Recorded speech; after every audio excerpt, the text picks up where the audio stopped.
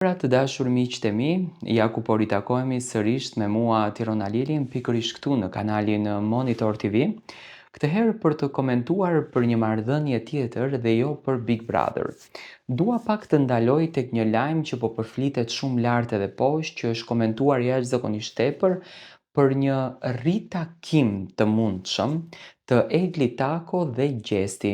Në fakt, si fotografi e ka nxjerrë edhe prive, domethënë është komentuar tepër, por unë dua që të sjell tek ju një lajm pak më të detajuar. A ka ndodhur një afrimitet mes atyre të dyve? A kanë patur një takim këto të dy? Apo është thjesht një lajm bosh? Tani, situata mes Eglit edhe Gjestit është bërë një nga temat më të përfolura të kohës së fundmi nëpër të gjitha rrjetet sociale, siç e tham. Sidomos prej në momentin që u përhap një lajm që ato të dy janë ritakuar. Tani, çfarë po ndodh? Egli Taku, ju dini shumë bukur që nxori një fotografi që publiku dyshoi që pas asaj fotografisë mund të fshihet Gjesti, dhe Egli dhe Gjesti janë ribashkuar dhe kanë rinisur përsëri marrëdhënien e tyre. Të qarta, nuk ka një fotografi që Egli dhe Gjesti po vazhdojnë marrëdhënien e tyre. Domethënë nuk ka asnjë gjë. Në Instagramin e Eglit, po të bëjmë një hulumtim të vogël, Egli Tako nuk e ndjek as në Instagram Gjestin. Domethënë që në kupton marrëdhënia e tyre, që në kohën kur Egli doli tek Dalina Buzi, tregoi që nuk ka asnjë gjë dhe marrëdhënia e tyre ka përfunduar. Por, a ka qenë Gjesti ai djali i cili u publikua nëpër fotografi që ka bërë xhiro nëpër rrjetet sociale, apo ka qenë dikush tjetër?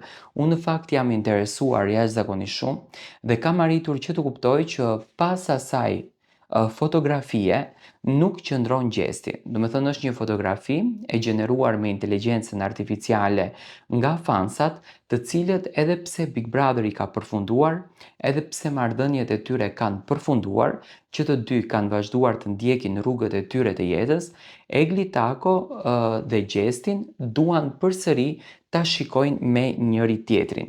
Egli aktualisht, edhe pse është përfolur shumë për marrëdhënie të reja, është përfolur jashtëzakonisht shumë për nisje njohjesh të reja, Egli Tako të gjitha këto gjërat i ka hedhur në ujë dhe nuk ka një lidhje të re. U përfol edhe me Redonin, ish banorin e Big Brotherit, që Egli Tako mund të ishte në një lidhje dashurie, në një njohje bazuar në makinat e mëdha që kanë hedhur domethënë foto njëri dhe tjetri, por nuk ekziston një fenomen i tillë. Thjesht Egli ka një respekt për Redonin, por njëkohësisht konsideron respekt edhe për Gjestin. Egli është duke vazhduar jetën e saj, është duke vazhduar përditshmërinë e saj dhe është duke i shijuar qetësinë e një suksesit që do të vijë shumë shpejt dhe do të vijë përsëri në televizionin Top Channel. Domethënë rrugët mes Eglit edhe Gjestit, fatkeqësisht, edhe pse në fakt ne kemi qenë gjithmonë kundër që ato të dy të ndahen, por në fund të ditës një njeri vendos vetë nëse dëshiron që të vazhdon një rrugtim, nëse dëshiron që të krijon edhe një herë një ndjesi të re, apo nëse dëshiron që ta mbyllën komplet. Domethënë siç duket përfundimisht më, edhe pse domethënë janë bërë pothuajse një vit nga përfundimi i Big Brotherit, të Gjestit edhe Eglit, dhe nga njohja e tyre, emocionet e tyre dhe ajo që ne kaluam, nuk kuptoj që ato të dy kanë ndarë rrugët. Gjesti po ndjekën rrugtimin e tij, edhe pse në fakt e kishte këto ditë apo këto muaj një rrugtim shumë të vështirë në jetë me kompaninë Onima, ndërsa Egli vazhdon të ndjekën rrugtimin e saj dhe qetësinë e saj shpirtërore. Domethënë Egli vazhdon që të jetë në të njëjtin stat, me shumë punë, me shumë angazhime dhe me shumë përkushtim. Edhe nga këto lajme që domethënë a ka hequr dorë Egli nga muzika, Egli është tërhequr domethënë pak për t'i dhënë pak vullnet vetes që të punon në projektet në të cilat do të rivazhdojnë në Top Channel me Egli Takon, duke e ditur që publiku ka një dëshirë të madhe për ta riparë në skenë, por normalisht me patjetër që nuk do të heqen dorë edhe nga muzika.